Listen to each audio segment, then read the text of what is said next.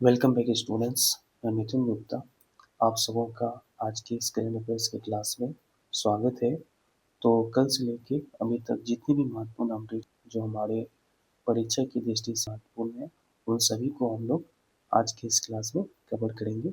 तो चलिए बिना समय गवाए देख। तो पहला न्यूज़ है, पहला अपडेट है। वारंगल तेलंगाना में उद्घाटन किया गया पीएम मित्रा पार्क किस श्रेणी के तहत विकसित किया गया? तो क्या होगा इसका आंसर, बताओ आप। तो पीएम मोदी ने तेलंगाना के वारंगल में भारत के पहले पीएम मित्रा पार्क का उद्घाटन किया। और पार्क को किस श्रेणी की तरह विकसित किया गया? तो आंसर हो जाएगा ग्रीनफील्ड। तो ग्रीनफील्ड श्रेणी की तरह विकसित किया गया है। कुछ एक्स्ट्रा फैक्ट्स को देख लेते हैं। तो प्रधानमंत्री नरेंद्र मोदी ने 10 मई 2026 को तेलंगाना के वारंगल में भारत की पहली कार्यात्मक पीएम मित्रा पार्क का उद्घाटन किया। और ये इसकी जो विज़न है वो 5 विज़न है। जैसे कि फार्म, फाइबर, फैक्ट्री, फैशन और फॉरेन। ये 5 विज़न पर क्या है आधारित है।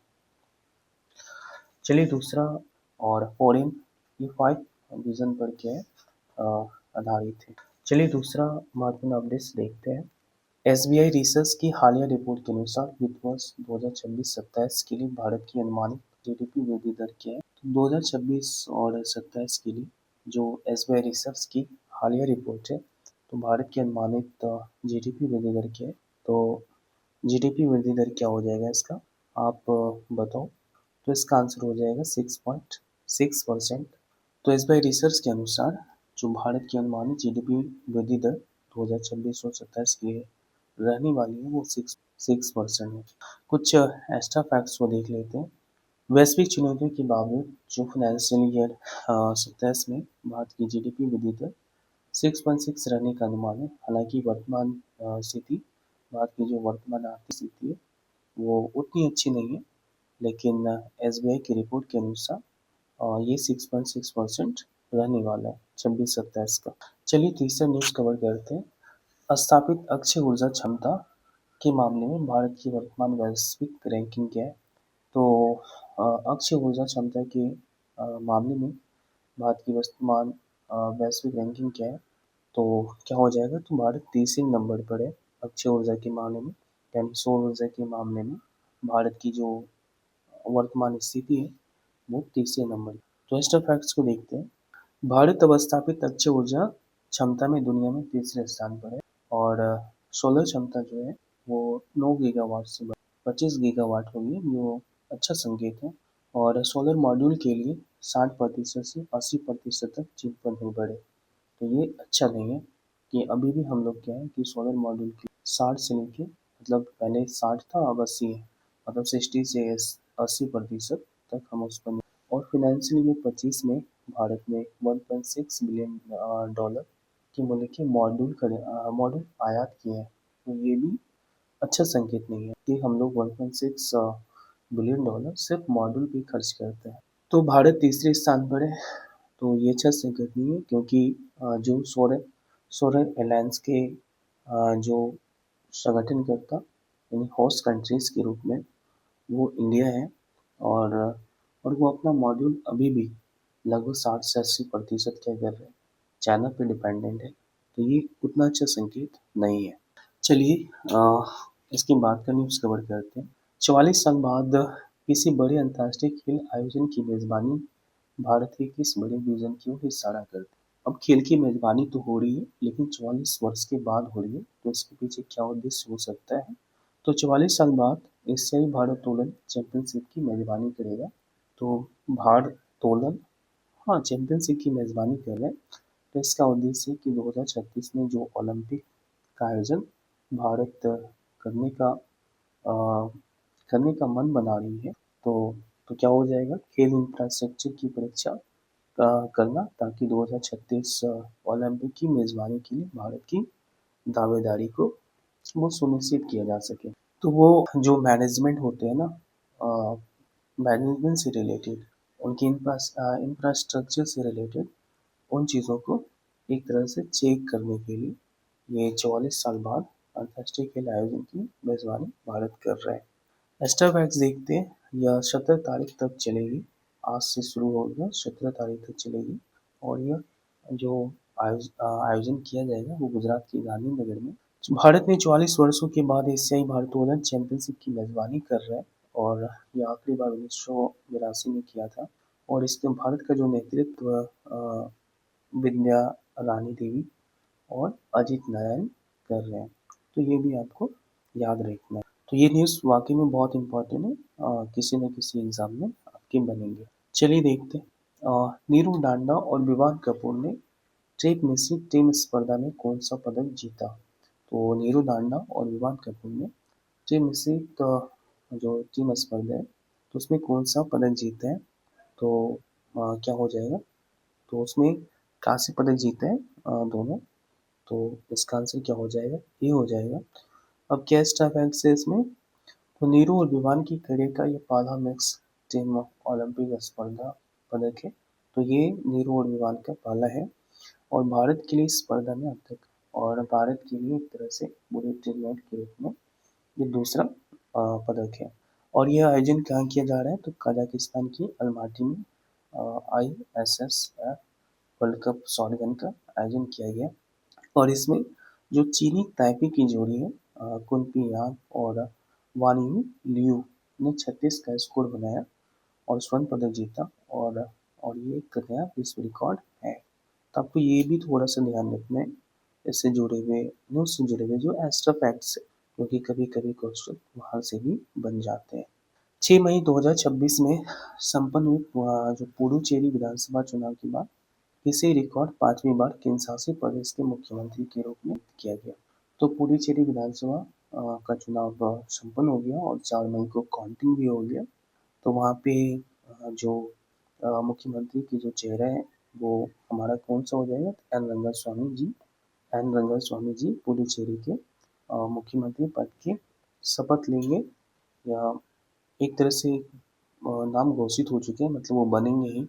एन रंगास्वामी बुधवार 13 मई 2026 को पुडुचेरी के मुख्यमंत्री के रूप में शपथ लेंगे और ये उनका 5वां कार्यकाल। ये एक बहुत बड़ा है कि पहले जो थे वही अब भी है।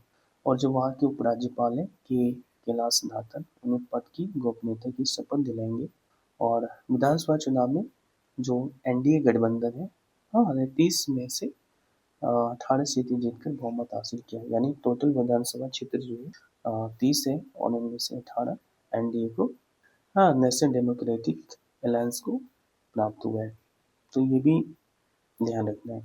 चलिए देखते हैं भारत में राष्ट्रीय प्रौद्योगिकी दिवस कब मनाया जाता है। तो भारत में राष्ट्रीय प्रौद्योगिकी दिवस 11 मई को मनाया जाता है, आपको ये ध्यान रखना है।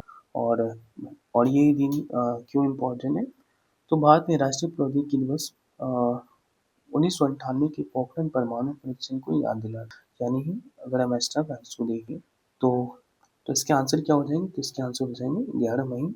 ध्यान रखना है आपको, ठीक है। तो प्रतिवर्ष 11 मई को भारत में राष्ट्रीय प्रौद्योगिकी दिवस मनाया जाता है। और ऐसा क्यों, तो 1998 में भारत ने राष्ट्र सफल परमाणु परीक्षण किए थे, तो ये दिन मान, क्योंकि 1998 में भारत ने राजस्थान के पोखरण में जो सफल परमाणु परीक्षण उनको किए थे। 11 मई 1998 को ही भारत के पहले स्वदेशी विमान हंसा 3 ने उड़ान भरी थी और त्रिशूल मिसाइल का सफल परीक्षण भी हुआ था। तो ये और भी ज़्यादा इम्पोर्टेंट हो जाता है, तो आप इनको याद रखेंगे।